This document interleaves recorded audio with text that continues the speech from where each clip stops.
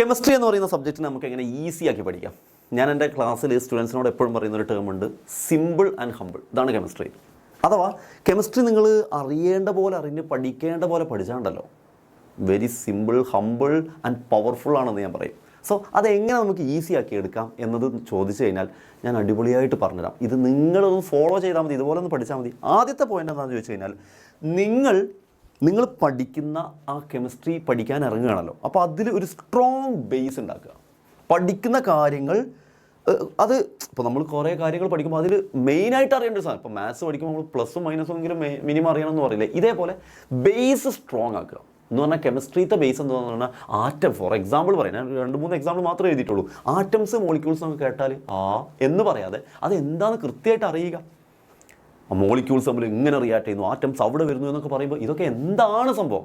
Atoms എന്ന് പറഞ്ഞാൽ പക്ക എന്താണ്, മോളിക്യൂൾസ് എന്ന് പറഞ്ഞാൽ ക്ലിയർ ആയിട്ട് എന്താണ് എന്ന് നിങ്ങൾ അറിയുക.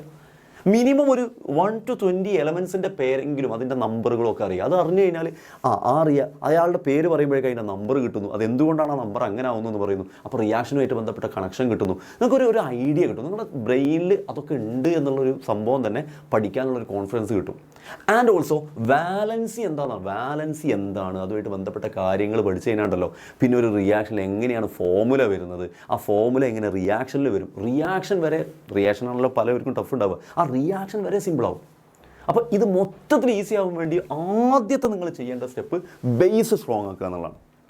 അങ്ങനെ സ്ട്രോങ് ബേസുമായിട്ട് പോകുന്ന നിങ്ങളുടെ ബ്രെയിനിൽ നിങ്ങൾ പിന്നെ കുറേ റിയാക്ഷൻസും കാര്യങ്ങളൊക്കെ കാണുകയാണ്, ഓർഗാനിക് കെമിസ്ട്രി മുന്നിൽ ഇങ്ങനെ കാണുകയാണ്. അപ്പോൾ അത് നിങ്ങൾക്ക് ഇങ്ങനെ വിഷ്വലൈസ് ചെയ്യാൻ കഴിയണം എന്ന് പറഞ്ഞു കഴിഞ്ഞാൽ നിങ്ങൾക്കിങ്ങനെ 2H2 + O2 = 2H2 എന്ന് പറയുമ്പോൾ 2 ഹൈഡ്രജൻ. അപ്പോൾ ഹൈഡ്രജൻ എന്താ, നിങ്ങൾ ഓൾറെഡി ബേസ് ഉണ്ടാക്കി വെച്ചിട്ടുണ്ട്. ഓക്സിജനായിട്ട് റിയാക്ട് ചെയ്യുമ്പോൾ 2 H2 ഉണ്ട്. അപ്പോൾ റിയാക്ഷൻ കൊണ്ട് ഉദ്ദേശിക്കുന്നത് എന്താ? അത് 2H2 + O2 = 2H2 എന്തോ സാധനമല്ല. അവിടെ എന്താ ഉദ്ദേശിക്കുന്നത്? ഓർഗാനിക് കെമിസ്ട്രിയിൽ കാർബണിൻ്റെ ചുറ്റും ഇത്ര ആൾ വന്നത് എങ്ങനെ, അതിൻ്റെ കാര്യങ്ങൾ എങ്ങനെ, അതിങ്ങനെ H2 എന്ന് പറയുമ്പോൾ എങ്ങനെ ബോണ്ടാണ് എന്നൊക്കെ പറഞ്ഞ് പഠിക്കുമ്പോണ്ടല്ലോ, ഇറ്റ്സ് സൂപ്പർ ഇൻട്രസ്റ്റിംഗ് ആയിരിക്കും. സോ അങ്ങനെ പഠിക്കുക. പിന്നെ ഇതൊക്കെ കൂടെ കണ്ടിട്ടാണ് നമ്മൾ ചില റിയാക്ഷൻസ് ഒക്കെ ചെയ്യാൻ ലാബിലേക്ക് കയറുമ്പോൾ, ലാബിൽ ഇതൊക്കെ ഇങ്ങനെ കാണുമ്പോൾ കെമിസ്ട്രി പറയുന്നതൊക്കെ സത്യമാണല്ലോ, നമുക്കിങ്ങനെ വിഷ്വലൈസ് ചെയ്യാൻ പറ്റും. അത്രയും ഈസിയാക്കി മാറ്റാൻ പറ്റും. ഞാൻ വെറുതെ പറയുന്നതല്ല.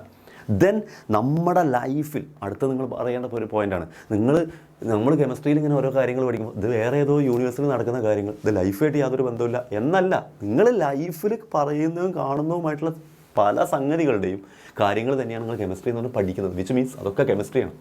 നിങ്ങൾ സോപ്പിനെ കുറിച്ച് പഠിക്കുന്നു, സോപ്പ് നിങ്ങൾ ഡെയിലി ലൈഫിൽ കുളിക്കുന്നവരാണെങ്കിൽ ഉപയോഗിക്കുന്നു ആണെങ്കിൽ, അപ്പം ആ സോപ്പിലുള്ള റിയാക്ഷൻസും കാര്യങ്ങളൊക്കെയാണ് കെമിസ്ട്രിയിൽ വരുന്നത്. ആ സോപ്പിൻ്റെ കാര്യം, മിൽക്ക്, ഇപ്പം ഞാൻ 2-3 എക്സാമ്പിൾ മാത്രമേ എഴുതിയിട്ടുള്ളൂ, വീണ്ടും പറയുന്നു. പാല് തൈരാക്കുമ്പോൾ അതിൽ നടക്കുന്ന റിയാക്ഷൻസ് ഒക്കെ കെമിസ്ട്രിപരമായ റിയാക്ഷൻസാണ്. അപ്പോൾ അവിടെ എന്താ നടക്കുന്നത്, അതെന്താ അങ്ങനെ ആവാൻ കാരണം, ഒരു ചെറിയ വിനെഗർ ചെല്ലുമ്പോഴേക്കും അത് തൈരാവാനുള്ള കാരണം എന്താ, ഇങ്ങനെ മനസ്സിലാക്കി പഠിക്കുമ്പോഴുണ്ടാകുന്ന സന്തോഷം അത് ഭയങ്കരം തന്നെയാണ്. ബാറ്ററി, നമ്മൾ ക്ലോക്കിലും വാച്ചിലൊക്കെ ഉണ്ടാകുന്ന ബാറ്ററി, അതിൻ്റെ ഉള്ളിൽ പോലും കെമിസ്ട്രിയിൽ നടക്കുന്നത് നമ്മൾ ഈ പുച്ഛത്തോടെ തള്ളിക്കളയുന്ന റിയാക്ഷനുകളാണ് നടക്കുന്നത്. ഇങ്ങനെ നമ്മുടെ ഡെയിലി ലൈഫിൽ നടക്കുന്ന റിയാക്ഷനുകളൊക്കെ ആയിട്ട് ബന്ധമുണ്ടെന്നും, ഇത് ഡെയിലി ലൈഫായിട്ട് ബന്ധമുള്ള സാധനമാണെന്നും, അത് വിഷ്വലൈസ് ചെയ്യാൻ കഴിയുമെന്നും, അതിലെനിക്കൊരു സ്ട്രോങ് ബേസ് ഉണ്ടാക്കുമെന്നും കഴിഞ്ഞ് കഴിഞ്ഞാൽ നിങ്ങൾക്ക് ഒരു ലെവൽ ഓഫ് ഇതിൽ നിങ്ങൾ എത്തി. അത് വെച്ചിട്ടാണ് നിങ്ങൾ പഠിക്കുന്നത്, ഏത് ക്ലാസ് ആയിരിക്കുകയാണെങ്കിലും. ദെൻ നിങ്ങൾ ഇനി പ്യുവർലി നിങ്ങൾ പഠിക്കുന്ന രംഗത്തേക്ക് വരുമ്പോൾ ഇതൊക്കെ നിങ്ങൾ മൈൻഡിൽ വെച്ച് സെറ്റായിട്ട് പഠിക്കുമ്പോൾ ഈ പഠിച്ചതൊക്കെ ഒന്ന് റിവൈസ് ചെയ്യുക എന്നുള്ളത് മെയിൻ പോയിൻറ്റ്. അപ്പോൾ നിങ്ങൾ ഒന്നുകൂടെ അതിലൊരു സ്ട്രോങ് പിന്നെ ഫോക്കസ് ഉണ്ടാക്കി മാറ്റുകയാണ്. റിവൈസ് ചെയ്യുമ്പോൾ നിങ്ങൾ ഓൾറെഡി നിങ്ങൾക്കൊരു നോട്ടും കാര്യങ്ങളൊക്കെ ഉണ്ടാവും. അതിന് പുറമെ ആ നോട്ടിൽ നിന്ന് നിങ്ങൾ റിവൈസ് ചെയ്യുമ്പോൾ നിങ്ങൾ സ്വന്തം ഉണ്ടാക്കുന്ന ഷോർട്ട് നോട്ട്, അത് വല്ലാത്ത സംഭവമായിരിക്കും. നമ്മൾ ഷോർട്ട് നോട്ട് ഉണ്ടാക്കുന്നു, നമ്മളുണ്ടാക്കിയ നോട്ട്, പ്രധാനപ്പെട്ട പോയിന്റ് വരുന്ന ഫ്ലാഷ് കാർഡുകൾ, സ്റ്റിക്കി നോട്ട്സുകളൊക്കെ വെച്ചിട്ടുണ്ടാക്കുന്ന സാധനങ്ങൾ, PYQs ഒക്കെ അടിപൊളിയായിട്ട് ചെയ്ത് പഠിക്കുന്നു. മക്കളെ, നിങ്ങൾക്കുള്ളതായിരിക്കും പിന്നെ കെമിസ്ട്രി. ഞാൻ വെറുതെ പറയല്ല. ഇത് അപ്പോൾ എങ്ങനെ ഇതിൻ്റെ ബേസ് മനസ്സിലാക്കും, ഇതെങ്ങനെ വിഷ്വലൈസ് ചെയ്ത് പഠിക്കും എന്നൊക്കെ കൺഫ്യൂഷൻ ഉണ്ടെങ്കിൽ ഞാൻ നിങ്ങൾക്ക് കാര്യം പറയാം. എക്സാം വിന്നറിൻ്റെ ബാച്ചിൽ നിങ്ങൾ ജോയിൻ ചെയ്ത് കഴിഞ്ഞാൽ കെമിസ്ട്രി നിങ്ങൾ അടിപൊളിയായിട്ട് പഠിപ്പിക്കാൻ നിങ്ങളുടെ കൂടെ ഞാൻ ഉണ്ടാവും. ഈ ലെവലിലായിരിക്കും നമ്മൾ പഠിപ്പിക്കുക. നിങ്ങളെ കഷ്ടപ്പെട്ട് നിങ്ങളിങ്ങനെ ഇടങ്ങേറായിട്ട് പഠിക്കേണ്ടി വരില്ല. നിങ്ങൾക്ക് ഇഷ്ടപ്പെട്ട് പഠിക്കുന്ന രൂപത്തിൽ എങ്ങനെ മനസ്സിലാക്കി പഠിക്കാമെന്നും, എങ്ങനെ നമ്മുടെ ലൈഫിലെ എക്സാമ്പിളിലേക്ക് കണക്ട് ചെയ്യാമെന്നും, ഇതൊക്കെ നിങ്ങളുടെ ലൈഫിൽ ബന്ധപ്പെട്ടുള്ളതാണെന്നും മനസ്സിലാക്കി പഠിക്കുമ്പോൾ നിങ്ങൾക്ക് ഏറ്റവും ഇഷ്ടപ്പെട്ട സബ്ജക്റ്റായിട്ട് കെമിസ്ട്രിയെ മാറ്റാൻ പറ്റും. അങ്ങനെ തന്നെ പഠിപ്പിച്ചു തരാൻ മാക്സിമം നമ്മൾ ശ്രമിക്കും. അങ്ങനെ തന്നെയാണ് പഠിപ്പിക്കാറുള്ളത്. കഴിഞ്ഞ കൊല്ലം പഠിച്ച് പോയ സ്റ്റുഡൻസിനോടൊക്കെ ചോദിച്ചാൽ മതി നിങ്ങൾക്ക്. സോ നിങ്ങൾക്ക് ആ രൂപത്തിൽ നിങ്ങൾക്ക് കെമിസ്ട്രി പഠിച്ച് അടിപൊളിയാക്കി ഈ സബ്ജക്റ്റിനെ ഈസി ആക്കണമെന്നുണ്ടെങ്കിൽ പോന്നോളൂ. അപ്പം സാർ ഈ പറഞ്ഞതുപോലെയൊക്കെ തന്നെ പഠിച്ച് അടിപൊളിയായിട്ട് മനസ്സിലാക്കി ഓരോ സബ്ജക്റ്റും സെറ്റാവാൻ വേണ്ടിയിട്ട് നിങ്ങൾക്ക് ചെയ്യാവുന്ന ഒരു കാര്യം നമ്മുടെ ലക്ഷ്യ ബാച്ചിൽ SLC ലക്ഷ്യ ബാച്ചിൽ എക്സാമിനറിൻ്റെ ബാച്ചിൽ നിങ്ങൾക്ക് ജോയിൻ ചെയ്യാവുന്നതാണ്. 2 രൂപത്തിലാണ് നമ്മുടെ ലക്ഷ്യ ബാച്ച് ഉള്ളത്. ബേസിക് ബാച്ചുണ്ട്, പ്ലസ് ബാച്ചുണ്ട്. ബേസിക് ബാച്ചിന് 4499 ആണ്, പ്ലസ് ബാച്ചിന് 4990 ആണ് വരുന്നത്. അതിൻ്റെ വ്യത്യാസം നിങ്ങൾക്ക് ഇവിടെ കാണാൻ പറ്റും. ബാച്ചിൽ ജോയിൻ ചെയ്ത് കഴിഞ്ഞാൽ നിങ്ങൾക്ക് കോമൺ ആയിട്ട് കിട്ടുന്ന കാര്യങ്ങൾ എന്ന് പറഞ്ഞാൽ ഒരു ചാപ്റ്റർ, ആ ചാപ്റ്ററിൻ്റെ ടോപ്പിക് വൈസ് അടിപൊളി ക്ലാസ്സുകൾ നിങ്ങൾക്ക് കിട്ടും. ദെൻ ഓരോ ചാപ്റ്ററിൻ്റെയും ബാക്കിൽ latest SS videos class questions ഉണ്ടാവും. അതിൻ്റെ ഫുൾ വീഡിയോ സൊല്യൂഷൻസ് നിങ്ങൾക്ക് കിട്ടും. എങ്ങനെയാണ് അത് ചെയ്യേണ്ടത്, അതിലാണ് കുറച്ച് ലെവൽ കൂടിയ ക്വസ്റ്റ്യൻസ് ഒക്കെ സാധാരണ ഉണ്ടാവാറ്. ദെൻ PYQസിൽ വന്ന സൊല്യൂഷൻസ് ഉണ്ടാവും. നിങ്ങൾക്കറിയാം PYQ എന്ന് പറഞ്ഞു കഴിഞ്ഞാൽ SLCക്ക് വേണ്ടിയിട്ട് SCERT ഇറക്കിയ മോഡൽ സെറ്റുകൾ വേറെ തന്നെ ഉണ്ട്. അതിൻ്റെ 3 മോഡൽ സെറ്റ് ഉണ്ട്. അതിൻ്റെ എല്ലാത്തിൻ്റെയും സെറ്റ് നിങ്ങൾക്ക് കിട്ടുമായിരിക്കും. ദെൻ ചാപ്റ്റർ വൈസ് ഈ ചാപ്റ്ററൊക്കെ പഠിച്ചു കഴിഞ്ഞാൽ നിങ്ങൾക്ക് എക്സാംസ് ആപ്പിലൂടെ നടത്തപ്പെടുന്നതാണ്.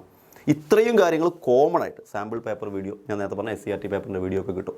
സോ ഇത്രയും കാര്യങ്ങൾ ഇത് ഞാൻ പറയുന്നു വെറുതെ അങ്ങ് പഠിപ്പിച്ച് പോകല്ലോ കേട്ടോ. നിങ്ങൾക്ക് മനസ്സിലാക്കി തരുന്ന രൂപത്തിൽ, അടിപൊളിയായിട്ട് മനസ്സിലാക്കി തരുന്ന രൂപത്തിൽ, നിങ്ങൾക്ക് ഇങ്ങനെ ലൈഫിൽ എപ്പോഴും ഓർത്ത് വെക്കാവുന്ന എക്സാമ്പിളൊക്കെ വെച്ചിട്ടുള്ള രൂപത്തിലായിരിക്കും നമ്മൾ പഠിപ്പിക്കുക. നിങ്ങളിങ്ങ് പോര്, പഠിപ്പിക്കുന്ന കാര്യം നമ്മൾ സെറ്റായിട്ട് ഏറ്റു.